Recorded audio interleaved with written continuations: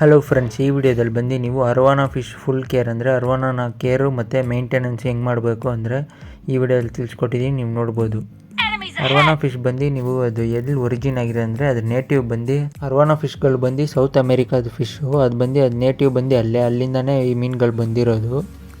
ಈ ಮೀನುಗಳದ್ದು ಫ್ಯಾಕ್ಟ್ಸ್ ಅಂದರೆ ಏನಂದರೆ, ಈ ಮೀನುಗಳು ಬಂದು ಜಾಸ್ತಿ ರಿವರ್ ಸೈಡಲ್ಲಿ ಇರುತ್ತೆ. ಈ ಮೀನುಗಳು ಜಾಸ್ತಿ ಇದು ಬಂದು ಜಂಪರ್ ಫಿಶ್ ಅಂತಾರೆ. ಅಂದರೆ ಈ ಟ್ಯಾಂಕಿಂದ ಏನಕ್ಕೆ ಜಂಪ್ ಮಾಡೋದು ಈ ಅರ್ವಾನಾ ಫಿಶ್ಗಳಂದರೆ, ಇದು ನೇಟಿವ್ ಬಂದು ನೇಚರ್ ಬಂದು ಅದರದ್ದು ಮೀನುಗಳು ಬಂದು ಅರ್ವಾನಾ ಫಿಶ್ಶು ಜಂಪಿಂಗ್ ಅಂದರೆ ಇವಾಗ ರಿವರಲ್ಲಿ ನಾರ್ಮಲ್ ನೇಚರಲ್ಲಿ ಬಂದು ಅದು ರಿವರಲ್ಲಿ ಮೇಲೆ ಏನಾದರೂ ಮರ ಹತ್ರ ಬಂದು ಏನಾದರೂ ಒಂದು ಇನ್ಸೆಕ್ಟ್ಸು ಇಲ್ಲಾಂದರೆ ಒಂದು ಹುಳ ಇಲ್ಲಾಂದರೆ ಒಂದು ಏನಾದ್ರು ಪಕ್ಷಿ ಇಲ್ಲಾಂದರೆ ಈ ಥರ ಏನಾದರೂ ರೆಪ್ಟೈಲ್ಸ್ ಏನಾದ್ರು ಕಾಣಿಸಿದ್ರೆ ಆ ಥರ ಅದು ಜಂಪ್ ಮಾಡಿ ಹಂಟ್ ಮಾಡುತ್ತೆ. ಅಂದರೆ ಅದು ತಿನ್ನೋಕ್ಕೆ ಜಂಪ್ ಮಾಡಿ ಅದು ತಿನ್ನುತ್ತೆ, ಅಟ್ಯಾಕ್ ಮಾಡುತ್ತೆ. ಈ ಥರ ಮೀನುಗಳು ಬಂದು ಅರ್ವಾನಾ ಫಿಶ್ಗಳು. ಅದಕ್ಕೆ ಅರ್ವಾನಾ ಫಿಶ್ ಟ್ಯಾಂಕ್ ಬಂದು ನೀವು ಯಾವಾಗಲೂ ಕ್ಲೋಸ್ ಆಗೇ ಇರಬೇಕು. ನೀವು ಮನೇಲಿ ಸಾಕಿದ್ದೀರ ಅಂದರೆ ಅರ್ವಾನಾ ಫಿಶ್ ಬಂದು ನೀವು ಕ್ಲೋಸ್ ಟೈಪಲ್ಲೇ ಇಟ್ಕೊಬೇಕು. ಮತ್ತು ಅರ್ವಾನಾ ಫಿಶ್ ಟ್ಯಾಂಕ್ ಬಂದು ಸೈಜ್ ಏನು ಕೊಡಬೇಕಂದ್ರೆ, ಅರ್ವಾನಾ ಮೀನುಗಳಿಗೆ ಬಂದು ನೀವು 4 to 5 feet ಕೊಡಬೇಕು. ಅಂದರೆ 4 feet ಲೆಂತು ಮತ್ತು 2 feet ಹೈಟು ಮತ್ತು 3 feet ಬ್ರೆತ್ತು. ಈ ಥರ ಕೊಡೋದ್ರಿಂದ ಬಂದು ಮೀನು ಬಂದು ನಿಮಗೆ ಸ್ಟ್ರೆಸ್ ಆಗದಿಲ್ಲ ಚೆನ್ನಾಗಿ ಬೆಳೆಯುತ್ತೆ. ಮತ್ತು ಅದು ಹೋಗ್ತಾ ದೊಡ್ಡದಾಗ್ತಾ ಸೈಜು ನೀವು 5 feet ತನಕನೂ ಕೊಡ್ಬೋದು ಮೀನುಗಳಿಗೆ. ನೀವು ಚಿಕ್ಕ ಟ್ಯಾಂಕಲ್ಲಿ ಈ ಥರ ಅರ್ವಾನಾ ಫಿಶ್ ಬಿಟ್ಟಿದ್ರೆ ಅದು ಬಂದು ಗ್ರೋತು ಸ್ವಲ್ಪ ಸ್ಲೋ ಆಗಿಬಿಡುತ್ತೆ ಮತ್ತು ಅರ್ವಾನಾ ಫಿಶ್ಗಳೂ ಸ್ಟ್ರೆಸ್ ಆಗಿಬಿಡುತ್ತೆ. ಇವಾಗ ಫಿಲ್ಟರ್ಸ್ ಅಂತ ನೋಡೋಂಗಿದ್ರೆ ಅರ್ವಾನಾ ಫಿಶ್ ಬಂದು ಸ್ವಲ್ಪ ಜಾಸ್ತಿನೇ ವೇಸ್ಟ್ ಪ್ರೊಡ್ಯೂಸ್ ಮಾಡುತ್ತೆ. ಈ ಥರ ನೀವು ಈ ಪಿಕ್ಚರಲ್ಲಿ ನೋಡ್ತಾ ಇದ್ದೀರಿ ನೋಡಿ, ಈ ಥರ ಕ್ಯಾನಿಸ್ಟರ್ ಫಿಲ್ಟರ್ ಅಂತಾರೆ, ಇಲ್ಲಾಂದರೆ ಸಮ್ ಫಿಲ್ಟ್ರು ನೀವು ಮಾಡ್ಬೋದು. ಮತ್ತು ಈ ಥರ ನೀವು ಹೈ ಫಿಲ್ಟ್ರು ಅಂದರೆ ಹೈ ಪವರ್ ಫಿಲ್ಟ್ರ್ ನೀವು ಹಾಕ್ಬೇಕು. ಅದಕ್ಕೆ ಈ ಥರ ಟಾಪ್ ಫಿಲ್ಟ್ರು ನೀವು ಟ್ರೈ ಮಾಡ್ಬೋದು. ಅದು ಬಂದು ಮೇಲೆಗಡೆ ಫಿಲ್ಟ್ರ್ ಆಗುತ್ತೆ. ಈ ಥರ ಹಾಕೋದ್ರಿಂದನೂ ಮೀನು ವೇಸ್ಟ್ ಬಂದು ಸ್ವಲ್ಪ ಕ್ಲೀನ್ ಮಾಡುತ್ತೆ ಜಾಸ್ತಿ. ಮತ್ತು ಅದ್ರ ಸಬ್ಸ್ಟ್ರೇಟ್ ಅಂದರೆ ಬಾಟಮ್ ಸಬ್ಸ್ಟ್ರೇಟ್ ಅಂದರೆ ಏನಂದರೆ, ನೀವು ಅದ್ರ ಮೀನು ಟ್ಯಾಂಕಲ್ಲಿ ಅಂದರೆ ಅರ್ವಾನಾ ಟ್ಯಾಂಕಲ್ಲಿ ಬಂದು ನೀವು ಕೆಳಗಡೆ ಏನು ಹಾಕ್ಬೋದು ಅಂತ ನೋಡಿದ್ರೆ, ನೀವು ಬಂದು ಈ ಥರ ಸ್ಯಾಂಡ್ ಹಾಕ್ಬೋದು ನಿಮ್ಮ ಇಷ್ಟನೇ, ಇಲ್ಲಾಂದರೆ ಗ್ರ್ಯಾವಲು ಯೂಸ್ ಮಾಡ್ಕೊಬೋದು.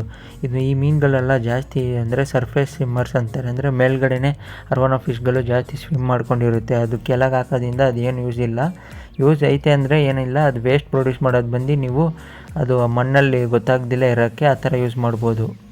ಮತ್ತು ಅರ್ವಾನಾ ಫಿಶ್ಶು ನಿಮಗೆ ಟೆಂಪ್ರೇಚರ್ ಏನು ಮೇಂಟೈನ್ ಮಾಡೋದಂದರೆ 22 degree Celsius 28 degree Celsius ತನಕ ನೀವು ಅರ್ವಾನಾ ಫಿಶ್ಶಿಗೆ ಬಂದು ಟೆಂಪ್ರೇಚರ್ ಮೇಂಟೈನ್ ಮಾಡಬೇಕು.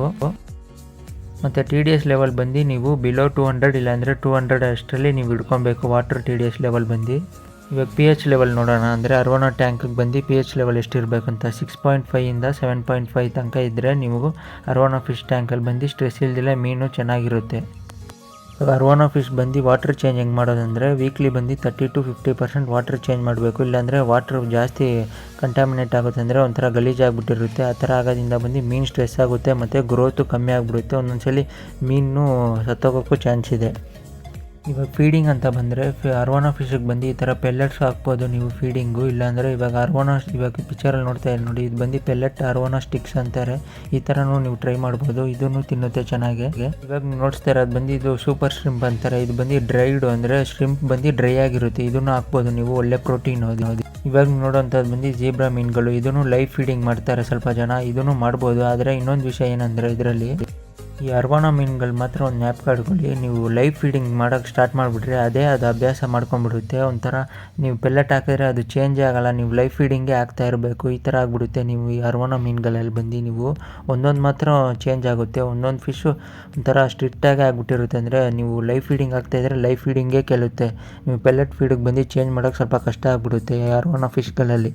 ಅಂದರೆ ಫೀಡಿಂಗ್ ಬಂದು ನೀವು ವಾರಕ್ಕೊಂದ್ಸಲಿ ಲೈವ್ ಫೀಡ್ ಮಾಡ್ಕೊಂಡು ನೀವು ಟ್ರೈ ಮಾಡ್ಕೊಳ್ಳಿ. ಈ ಥರ ಮಾಡೋದ್ರಿಂದ ಬಂದು ನಿಮ್ಗೆ ಪ್ರೋಟೀನ್ ಜಾಸ್ತಿ ಇರುತ್ತೆ, ಪೆಲ್ಲೆಟ್ಸಲ್ಲೂ ಪ್ರೋಟೀನ್ ಇರುತ್ತೆ. ನೋಡಿ ನಿಮ್ಮ ಇಷ್ಟ ಬಂದು ನೀವು ಫೀಡಿಂಗ್ ಮಾತ್ರ ಕರೆಕ್ಟಾಗಿ ಕೊಡಿ. ಇಲ್ಲಾಂದರೆ ನೀವು ಓವರ್ ಫೀಡ್ ಮಾಡೋಕ್ಕೆ ಹೋಗ್ಬೇಡಿ. ಫಿಶ್ ಬಂದು ಒಂಥರ ಹೆಲ್ತ್ ಇಶ್ಯೂ ಬರೋ ಥರನೂ ಸ್ಟಾರ್ಟ್ ಆಗಿಬಿಡುತ್ತೆ.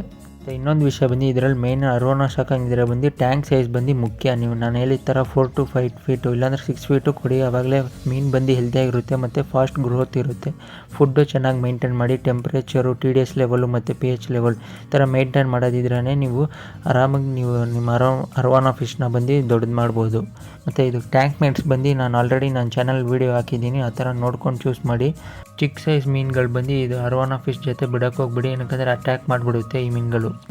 ಇನ್ನೊಂದು ವಿಷಯ, ಅರ್ವಾನಾ ಫಿಶ್ನೂ ವಾಸ್ತು ಮೀನಾಗೂ ನೋಡ್ತಾರೆ ಸ್ವಲ್ಪ ಜನ, ಅಂದರೆ ವಾಸ್ತು ಮೀನಾಗ್ತೂ ಕರೀತಾರೆ ಈ ಮೀನುಗಳನ್ನ. ಅರ್ವಾನಾ ಫಿಶ್ ಇರೋ ಟ್ಯಾಂಕ್ ಬಂದು ಸ್ವಲ್ಪ ಕ್ಲೀನ್ ಮಾಡಿ ಇಟ್ಕೊಳ್ಳಿ. ಏನಕ್ಕಂದರೆ ಜಾಸ್ತಿ ಅದಕ್ಕೇನಾದರೂ ಡಿಸೀಸ್ ಎಫೆಕ್ಟ್ ಆಗ್ತಂದರೆ ಅದು ಕಾಪಾಡೋದು ಬಂದು ಸ್ವಲ್ಪ ಕಷ್ಟ ಆಗುತ್ತೆ. ಮೆಡಿಕೇಷನ್ ಕೊಡ್ತಾ ಇರಬೇಕು ಈ ಮೀನುಗಳಿಗೆ. ಸ್ವಲ್ಪ ನೋಡ್ಕೊಂಡು ಕೇರ್ ನೋಡ್ಕೊಳ್ಳಿ ನಿಮ್ಮ ಅರ್ವಾನಾ ಫಿಶ್ನ. ಅಷ್ಟೇ ಫ್ರೆಂಡ್ಸ್, ಈ ವಿಡಿಯೋ ನೋಡ್ಕೊಂಡು ನೀವು ನಿಮ್ಮ ಅರ್ವಾನಾ ಫಿಶ್ನ ಕೇರ್ ಮಾಡ್ಕೊಬೋದು ಮತ್ತು ಮೇಂಟೈನ್ ಮಾಡ್ಬೋದು. ನಿಮ್ಮ ಈ ವಿಡಿಯೋಸ್ ಯೂಸ್ಫುಲ್ ಆಗಿದ್ರೆ ಲೈಕ್ ಮಾಡಿ ಮತ್ತು ಶೇರ್ ಮಾಡಿ ಮತ್ತು ನನ್ನ ಚಾನಲ್ನ ಸಬ್ಸ್ಕ್ರೈಬ್ ಮಾಡ್ಕೊಳ್ಳಿ ಫ್ರೆಂಡ್ಸ್.